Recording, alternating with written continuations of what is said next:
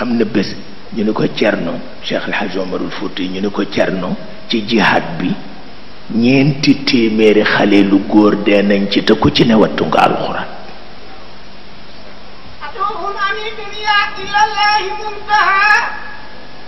ma dikk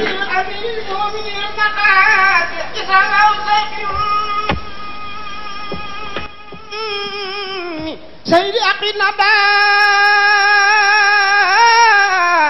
أبا عمر المهلوك من كان بها وأني بسوق لم أزل في إفانيا تحيرت من لقيا التي كان آديا هلاني لما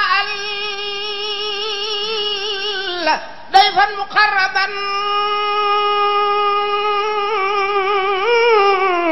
على عمر يقرأ ولم يكوى أبو دين وتقوى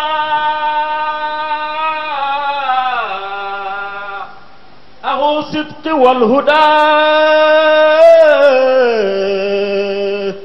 ولم يرض ما ليس علي عنه اوكي واو بان تبارك الله تبارك الله تبارك الله تبارك baax na tabarkal naa yaram wee tàng si lëf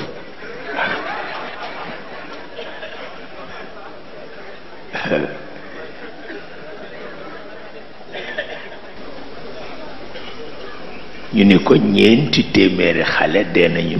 ci bëccëgu tey benn bëccëg te ñoom ñépp wattu nañu alquran ñu bëgg ñi wattu alquran ñu tànn leen bañ leen di jiital mu ni ku leen koy wax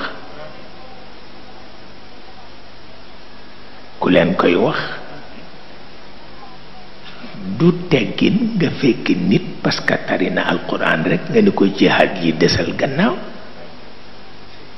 kooku wax mu génn ci yow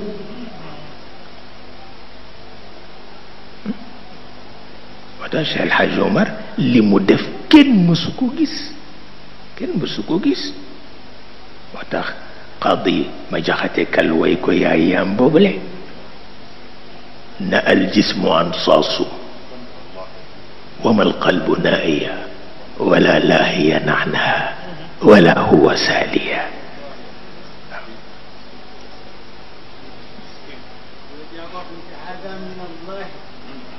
tajri xawlahu al usuru yaa ashbaha annaasi bil faruqi yaa umaru moom am na tubaab yu defe ni yonent la ndax am na lu mu def te yonent yi àgguñ ci te wax bu terre à terre mën nga ko natt ci wax bu nga xam ni kawe ba ëpp na dama amoon benn bàyyi nu nekk ak moom ci daara ji ku neexoon la nag léeg-léeg su la gisee dafa jël loxoom dugal ci sa poche ni la ku la bàyyeeg sa bopp doo dem aljanna waaw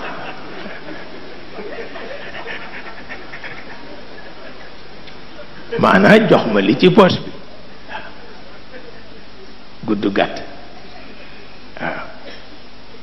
mais mën nañ ko yéegi ci kaw Cheikh El Hadj Omar xalaat bi mu xalaat góor yu toog te duñu def dara yóbbu leen ñu xare ji ñu rey leen a ko gën moo ko gën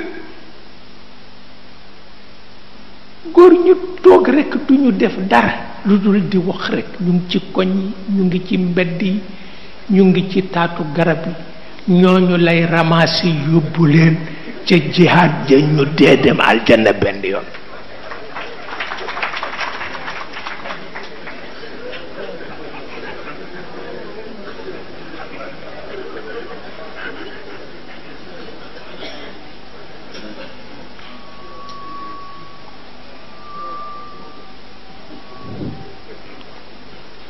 parce que moo gën